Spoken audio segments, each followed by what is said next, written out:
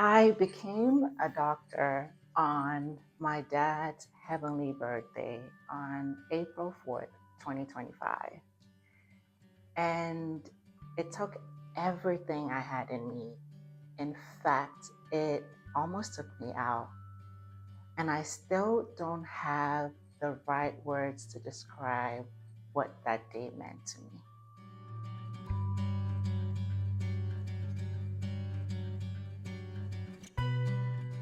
Hi, friends, I'm Benny, and today I'm sharing the story of what it actually took for me to finish my dissertation and become a doctor. I'm sharing my story in hopes of inspiring someone who may be going through a hard season now. I'm going to share the story in a way that honors my truth, but also protects my peace. And so I'm not going to share all the details, but I am going to tell you the truth about what it took and what God did for me. So let me take you back to January 2025. It didn't start on a high point for me. There were no fireworks. It actually started on a really low point for me. After over 12 months of being in the field for my data collection, and this means that I was collecting data for my research myself, I had only interviewed 3 study participants in the beginning of January, and I needed 6 participants. And I know that that seems like a really small number, but let me help you understand how this was a problem and what I was struggling with. So it took me a year and a half to find 3 study participants to take part in my study. And the reason why this was so difficult was because of the sensitive nature of my research topic. I was interviewing African immigrant women who are living with HIV. So just try and wrap your head around that. This is a really hard to reach population. And even though I had access to this population, most of them were not interested in participating in my study. I needed a minimum of 6, like I said, but over a year and a half had passed and I had only been able to convince or recruit 3 of them to participate in my study. So I was so disappointed in the beginning of the year, and I thought that yet again I would not be able to graduate. And mind you, this was my 7th year in my PhD program. My goal had been to finish in 5 years, but COVID made it more challenging for me to finish in 5 years. I had also proposed and defended my research in the summer of 2023. So by this time, over a year and a half had passed, and I had not reached any of the milestones that I was hoping to reach at that point. And so disappointment kicked in. I was really down and at a really low point. And the one thing that really kept me going was the encouragement from my family and my friends, and the way my family, my husband, and my kids lifted me up during this period. I don't know what I would have been able to do without them. They really helped me to cope. But then something happened that still feels so miraculous to me. One of my first 3 study participants helped me to recruit 3 additional participants in just about a week. I mean, she helped me recruit the number of participants in a week that I took a year and a half to do. And that shows you how God uses people that you may not be expecting to do wonderful things in your life. And then just to make things even more amazing, once I was done interviewing those 3 new participants, I had 2 additional participants volunteered to participate, and they were so eager to participate. It was just something that I just couldn't wrap my head around. So at that point, I was really running out of time and didn't even have the time to do those interviews, because the interviews that I was doing were intense, takes a lot of time. And I was also thinking ahead about how much time I had left and how long it would take me to analyze the data. But I couldn't turn them down, so I went ahead and I interviewed those additional 2 participants and ended up with 8 participants total. By early February also, I had completed all my interviews, and it was unbelievable. February was also when things got real for me. I had finished the interviews, started my analysis, and also started writing. I had hired a research assistant a few months prior to assist me with analyzing my data. So for anyone who is familiar with qualitative research, which is what my research was, the analysis is a beast, and it's always helpful if you have someone to help you with the data analysis.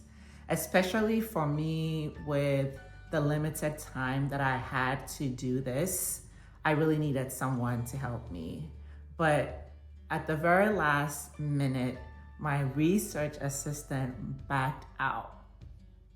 I only had 6 weeks left to do my data analysis and to write my dissertation, and she bailed out. She bailed out.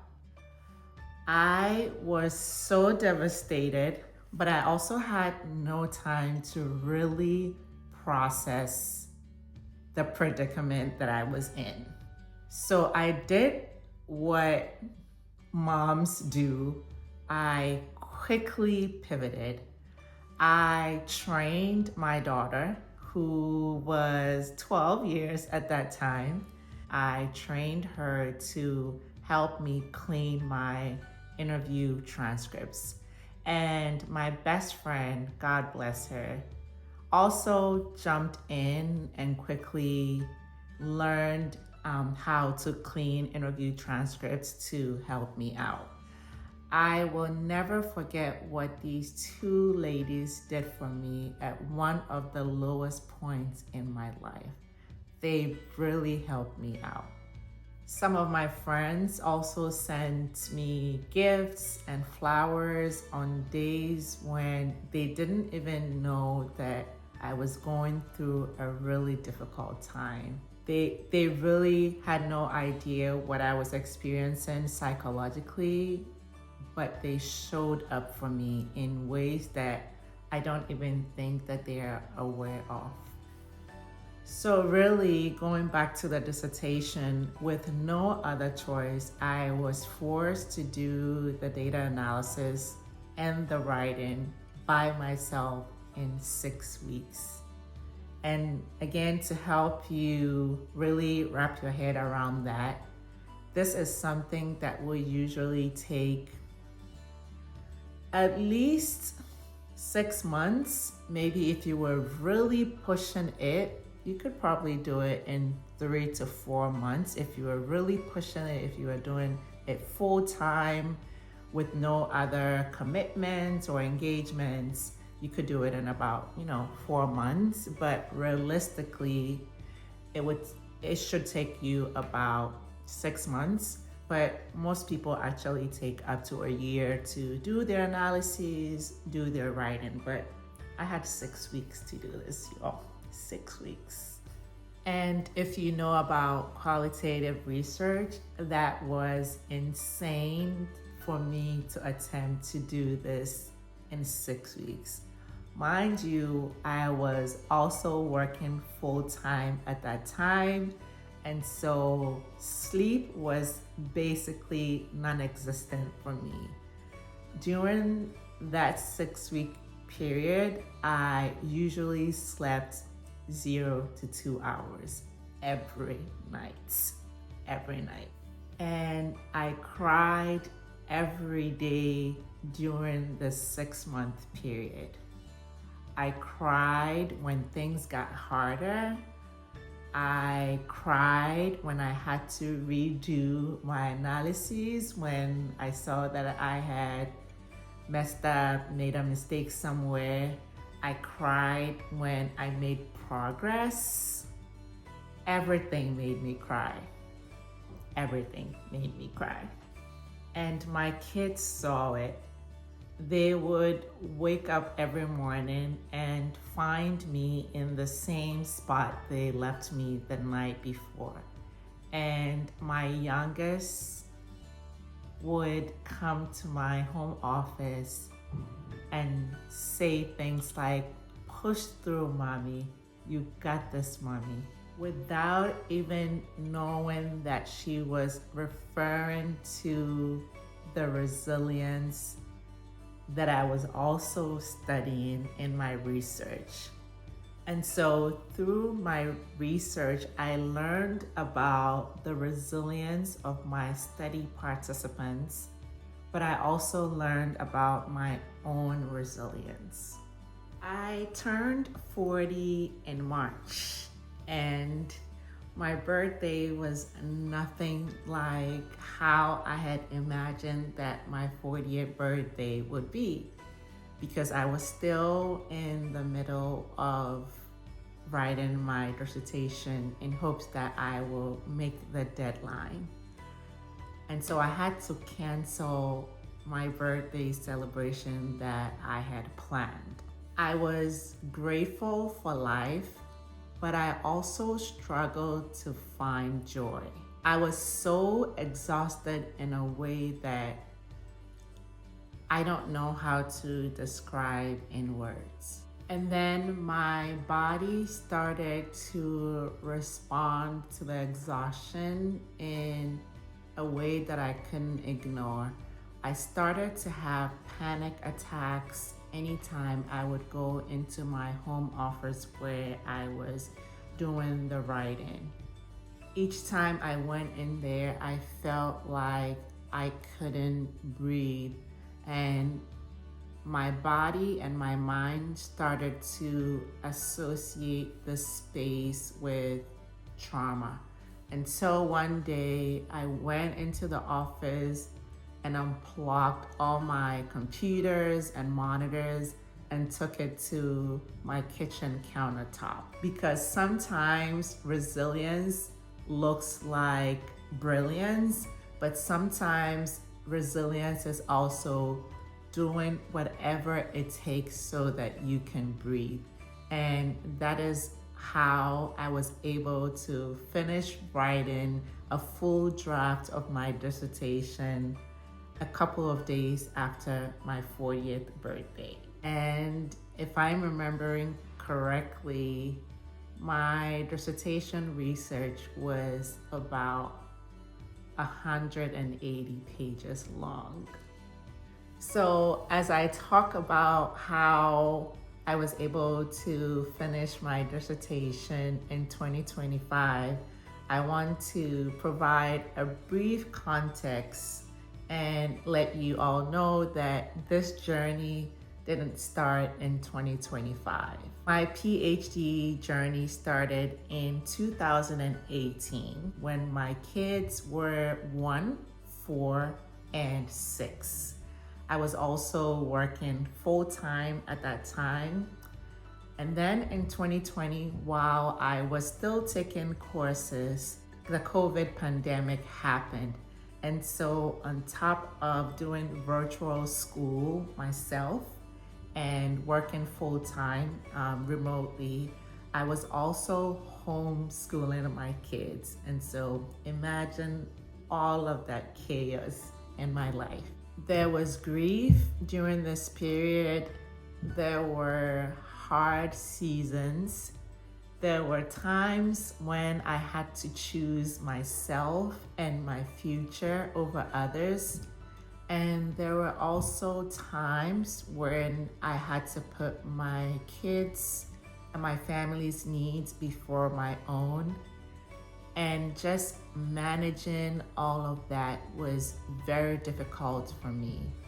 Thank God for therapy and prayers that helped me to make it through. And I share this for a reason, because April 4th wasn't just the day that I defended my dissertation. It was the end of a very long road. A road that I didn't imagine will be that long. And honestly, towards the end, I wish I could say that I could see the light at the end of the tunnel, but I could not. I really couldn't, especially the last 3 weeks or so. I really could not see the light at the end of the tunnel. And the best way for me to describe it is being at the bottom of a mountain, a very high one, and climbing up this mountain without a lot of energy, and sometimes without the kind of faith that you need, but yet continuing to climb. And each time you felt like you were almost at the top, the mountain will grow and get taller and higher. And this was exactly how I felt in the last 3 weeks or so of the journey. I really felt that this mountain that I had been trying to climb for years just kept getting higher and higher and higher. And I just, at some point, I felt like I wanted out. And yeah. So on April 4th, 2025, I defended and passed my dissertation. The title of my dissertation is The Lived Experience of Resilience in African Immigrant Women Who are Living with HIV and Engaged in Care Through Community-Based Organizations in the US. And it was a critical phenomenological ethnography. That day was tough because I completed one of the hardest things I have ever done in my life on the birthday of the man who would have loved to see me there. I cried at the end of my presentation. I feared that that would happen, but I was glad that it didn't happen in the beginning. My family and my friends joined from around the world. Some were in the room that day and others joined virtually. I dedicated my dissertation to my dad and my children, and I thanked my husband, who was tremendously supportive throughout this journey, and my mom, whom I really could not have done this without her support, and my family and my friends who lifted me up throughout this journey. And I thanked the ladies who shared their stories with me. These women are amazing. They were not just my study participants, they became a part of my journey. And towards the end, when things really got difficult for me, they cheered me on, they texted me, and they reminded me that they were praying for me and they wanted me to succeed. So this whole time, I thought that I was looking for study participants not realizing how much I needed them to make it through this journey. Now, I want to add this little bit to the story because in 2025, I made the decision to be intentional about my faith and my relationship with God. I found a new home church, and the first day I attended that church, I cried the first 30 minutes. I felt this overwhelming sense of relief. It was like going back home. It was like being somewhere that I had longed and needed to be for a really long time. And it really just felt so good to be there. And I'm not going to share all the details, but in 2025, my faith became real. I probably prayed more in 2025 than I ever have in my entire life. And I made time to listen to God, to trust Him, and to rely on Him. So what did 2025 teach me? It taught me that resilience isn't a personality, it's a practice. It taught me that support can come in many forms and from many corners of life. For me, that came from my family, my friends, and my community. And it taught me that joy returns in layers. It also taught me that faith isn't something that you lean on when things are going well, but it's actually what you lean on when things are not going how you expect them to go, and during the very difficult times when you really have no idea what the end is going to look like. So if you're going through a hard season now, I just want to say, keep going, keep praying, keep showing up, even if it's one paragraph at a time, one day at a time. Because 2025 tried to break me, but it ended up revealing who I really am. And I'm carrying that version of myself into whatever comes next for me. If this story connected with you, I would love for you to subscribe to our channel, because this next chapter of my life is going to be faith-forward, family-centered, and full of soft moments that are going to help me to show up as my true self. I would also love for you to leave me some comments and let me know which part of the story really connected with you. And I hope to see you back on our channel soon. Bye.